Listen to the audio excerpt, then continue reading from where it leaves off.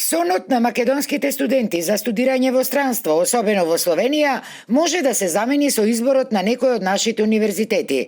Македонските факултети имаат и капацитет, а и услови за да бидат атрактивни за домашните студенти.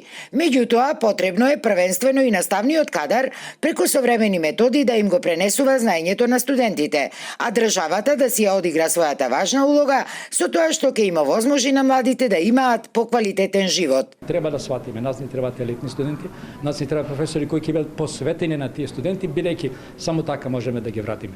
Како што кажав, поразително е се повеќе млади студенти и елитата на младите студира во странство. Не затоа што таму имаат подобри услови, туку затоа што таму имаат подобри можности да добијат знаење и да продолжат со својата работа. Според професорите, како главен иден предизвик на академската фела во земјава, но и на државата, е пронаоѓањето на соодветни механизми за мотивирање на студентите да студираат дома, а оние кои што веќе студираат надвор да се вратат назад.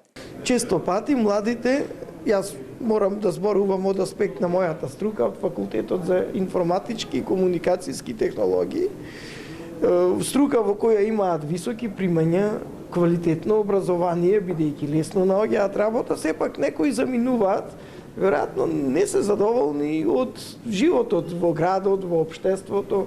Значи мора да се работи на двете. Едно ние да се вложуваме, да даваме поквалитетно образование, а локалните и централните власти да работат повеќе на обезбедување преди се здрава животна средина, дигитализација, борба со анималиите во општеството, иначе друг механизам нема.